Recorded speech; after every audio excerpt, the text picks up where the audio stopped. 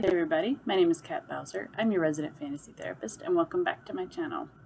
Those of you here for the first time, welcome. My name is Kat Bowser. I'm a licensed therapist. I'm also a writer working on my first two novels, one being a standalone, one being the start of a series. And on my channel I like to talk about what I consider to be the heart of all writing, and that's the characters. And the heart of the characters is their psychology. So that's the angle I like to take with pretty much everything I talk about on my channel. So today I am a day late, sorry. I meant to actually get this done last night, but work circumstances, pick your poison, kept that from happening, so I thought I'd do it early this morning. As you guys can probably see, I literally just got out of the shower, but I wanted to get this video out there and done. So, as I said in my last video, for this month I am going to be putting up quite a few videos talking about mental health representation, that kind of thing. So today I'm starting that off, and I actually wasn't real sure which disorder I wanted to focus on first because, let me tell you guys, the only reason that we give diagnoses in therapy is for insurance purposes, honestly. I typically like to approach therapy instead of focusing on a diagnosis. I like to focus on, okay, what specifically is causing you distress? Because even if you have bipolar, depression, anxiety, whatever, it's going to present differently in each individual. So I don't like to focus on what is considered the stereotypical symptoms of a disorder, but they are there. So what I wanted to do with this series is just give you guys an extremely brief idea of how a disorder usually presents.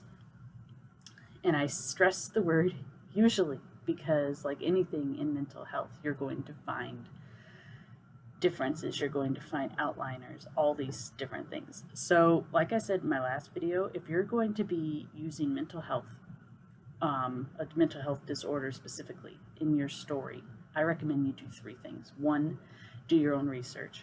And by research, I don't mean looking at the most popular article about mental health, because it is a hot button topic these days, so there is a lot of articles out there on it. I'm talking about scholarly reviewed articles. I'm talking about actual research that's been peer reviewed, all that stuff. Because I think you will learn a lot that modern day, like Newsweek articles and stuff, are not going to tell you. So that is my first recommendation, is do your own research. My second recommendation, talk to someone who works with this disorder, whether it be a psychologist, a psychiatrist, a counselor, a peer support person, someone that does classes at a local mental health facility, whatever, someone who interacts with people that have these disorders every day so that they can give you an educated but outsider opinion. Lastly, talk to someone that has it. I recognize with some of these disorders that's hard to do because a lot of these disorders, some of them, especially some that I've been seeing be more popular, are actually kind of rare. So you may run into a case where you actually cannot talk to someone that has a disorder. In that case, I would double down on the other two. But if it is all possible to talk to someone that actually lives with this disorder, you absolutely should. And you should definitely run your book through a sensitivity reader before you send it out to be edited and out to the world. So I'm going to preface this with those three things. But I am trying to give you guys just basic information so that you are aware of these disorders and how they present and how they're often misrepresented, so we can stop doing that. So I went back and forth about which disorder I wanted to start with, and ultimately, I can't talk today. Ultimately, I opted to go with bipolar disorder. So I went with bipolar disorder because it's probably the disorder I see the most in my practice. I see a lot of people with bipolar disorder with varying levels, degrees of it. When I worked in the hospital, I saw a lot of people with bipolar disorder. And while it's not as popular as, like, say, depression, schizophrenia, and stuff in media, it is popping up more often. And so I think it's important to make sure that we're getting it right. So, that being said, what is bipolar? So, like a lot of disorders, bipolar's been around a long time. We just haven't always called it that. So, the first instance I could find with my research and my training and stuff was, I'm going to say this guy's name wrong, but I'm going to try. Was Aretaeus of Cappadocia, who was a Greek physician in 1st century CE. And he first started to take note of these behaviors of high energy and depression. And it's actually from ancient Greece that we get the words for mania and depression. And those are, I should have these memorized, but it's been a while. So those words are mania and melancholia, which is depression. And what's interesting is that, kind of like a lot of things that we found in, especially like the Dark Ages, which is the period of medieval times where kind of the ancient works were kind of pushed aside and we didn't look at them and we didn't start revisiting them until the Renaissance. But in ancient Greece and ancient Rome, they actually had their own methods of dealing with things like mania. One of them actually was they would have people that were suffering from mania soak in a bath that was filled with lithium salt.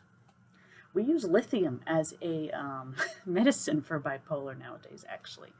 So there actually was quite a bit of research done into this in ancient Greece and ancient Rome. And then starting about the 17th century, after the Renaissance, we started to have more research go into this disorder. There were some who suggested that art and dance were potential treatments for it, not necessarily cures, but treatments for it. Then you had Theophilus, I think it's Bonnet. I'm probably butchering these names. He actually did a study in the late 17th century where he was talking about over 3,000 autopsies he had done, and he was talking about the link between mania and depression, and he called it melancholius. Again, I'm probably saying these wrong. And this is pretty significant because up to this point, mania and depression were considered to be two separate disorders. This is one of the first times since ancient times that we actually said, hey, I think these two go together. And then in the 19th century, you get a French physician who, what is his name? Jean-Pierre Faré. Again, I'm not good at French names, so I'm probably saying it wrong. And he called it La Folie Circulare. I used to take French, but you'd never guess it. Which means circular insanity, which is this idea of a cycling series of episodes of mania and depression. And in 1921, you have a German physician whose name, I'm going to just do his last name, Kraepelin, again, probably saying it wrong, and he was one of the first to talk about there being a biological component to this disorder. And he actually was one of the first that said this is different than what they called at the time praecox, which is what we now call schizophrenia. So he was one of the first that said these are two separate disorders, they're not the same thing. So that kind of leads us to modern day. It's early. We call it bipolar because it has two poles. So the basic idea behind bipolar disorder is it is alternating periods of mania, which is high excitement, and depression. So normally our moods shift. We usually, in my training, they refer to it like this. We have little hills. We go up, we go down, we go up, we go down. Someone with bipolar, it's kind of like this. So they have very high peaks and they have very low valleys. Um, and it actually has multiple names. I mean, I've mentioned quite a few of them in the history of it. One of the most popular here is manic depressive disorder, and actually, people still call it that. I still get clinical notes that call it that, even though it's been called bipolar for years. So the thing with bipolar is that you have a period of mania, which is, like I said, high excitement. And this is usually when people do, I'm going to call it adrenaline producing activities.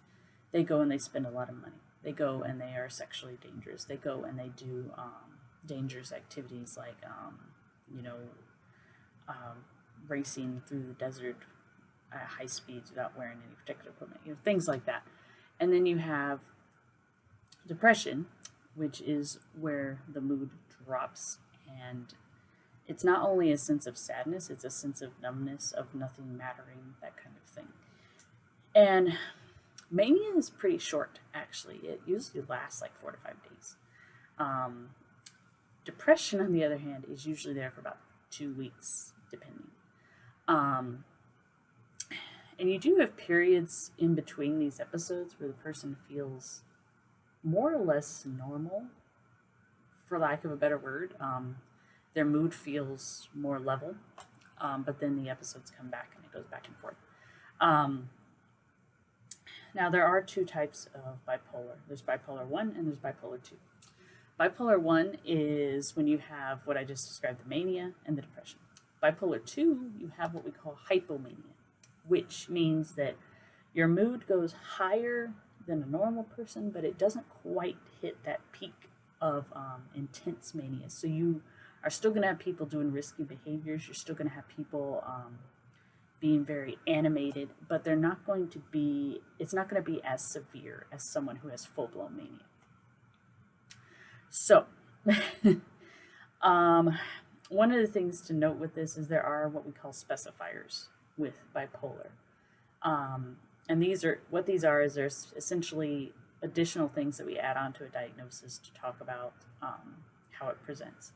So we have rapid cycling, and that is where you have someone that has episodes and they have very little break time in between. So they get manic, they get depressive, maybe a few days of feeling semi-normal, manic, depressive, so on and so forth.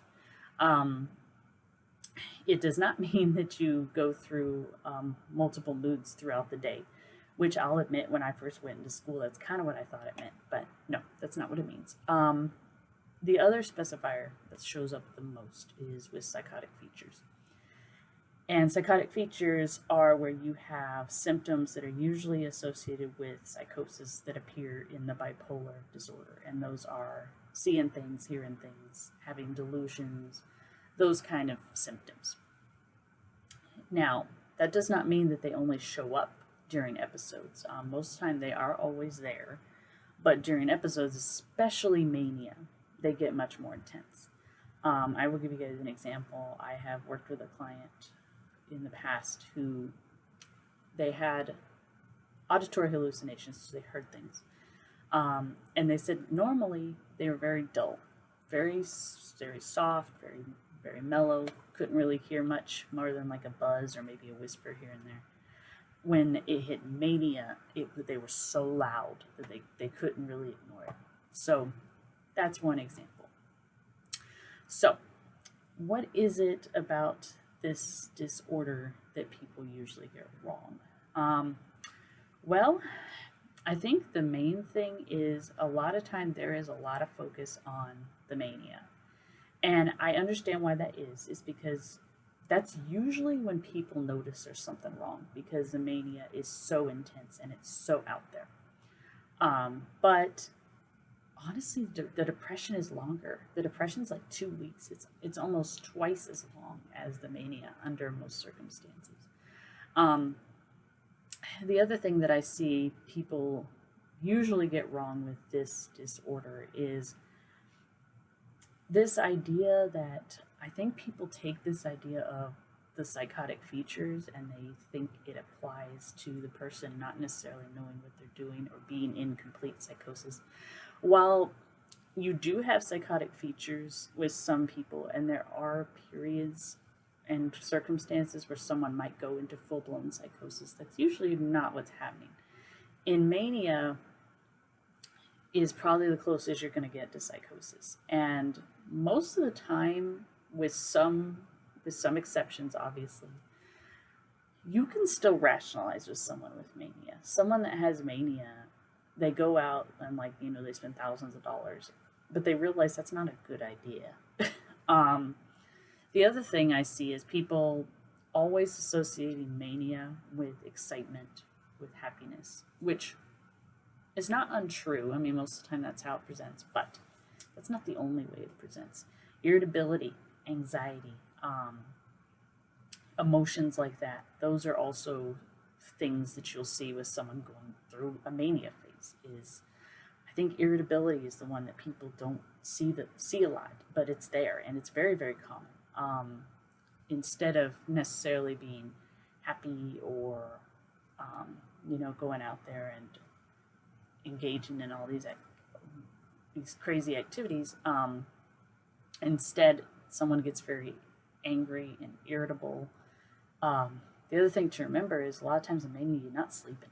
I think in the hospital, the longest I saw was someone had mania and they did not sleep for 7 days. And then when the mania finally crashed, they crashed. They crashed for, I think, 3 days straight.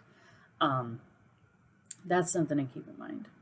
The other thing, and I think this is probably most important, if you're writing someone that has bipolar in your story, is it controlled or is it not controlled? Because there's a big difference. Usually once people get on a medication regimen, it's usually pretty good at mellowing it out. It doesn't mellow it out entirely. They're still going to have periods of time where they become semi-manic. And when I say semi-manic, I mean there are periods of time where they'll be more excitable, but it's not nearly at this huge peak. It's at a more manageable level.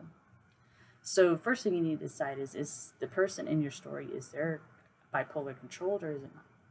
Is it being treated? And like I mentioned when we were talking a little bit about the history, even way back in ancient times, they had methods of helping people with these disorders. I think the most important thing to remember with this disorder, as is with every disorder, is that generally the people that are going through these mental illnesses, they are not dangerous. They're not out there to hurt you or anything like that. They are much more likely to hurt themselves. So I really don't like it when I see this disorder put on, a dangerous killer or something like that, because that's just contributing to this unfortunate idea that people with mental illness are dangerous, and that's genuinely not true. I think the other thing with bipolar, like I've said before, you can live a normal life with this. You're going to have things that you have to do. You're going to have things that you have to address so that you can maintain that stability, but you can absolutely do it.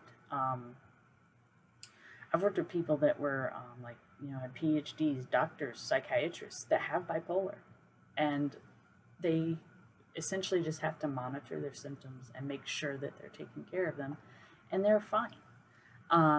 But like I said, with any mental illness, you have a spectrum. There's a large range of symptoms of how people present.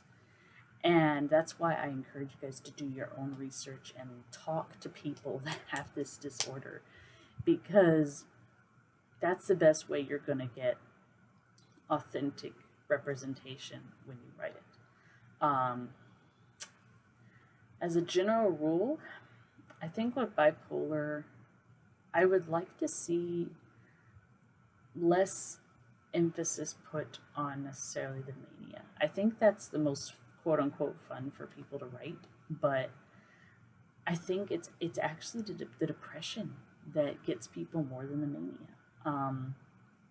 Most of my clients that I've talked say that the mania is concerning because it's a sign that the depression is coming. And so they actually will a lot of times almost embrace the mania because they know they're going to feel good for a couple of days. But then they know the depression is coming, and the depression is what's most debilitating to them. I would like to see that addressed more, because usually when I read stories that have someone that has bipolar, usually all I see is the mania. And I think people do that because it's one of its distinguishing features, but it's not its only distinguishing feature. So that's something to just keep in mind.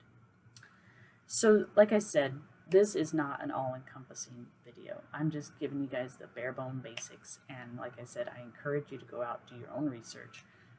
But if you guys do have more questions about this disorder, feel free to drop them in the comments, or you can contact me on social media. I'd be glad to answer them. I have no problem doing that. So that being said, I hope you guys enjoyed this first video. Like I said, not all my videos are going to be focused on mental illness this month, but quite a few of them will be, because I think it's important. So I hope you guys enjoyed. As always, if you want to know when I upload, make sure you subscribe and ring the bell so you don't miss it. I try to upload every Friday, every Sunday, occasionally a little late, occasionally a little early, but I will try to throw some extra videos in there for you guys when I can. So until next time, hope you guys have a good one and take care.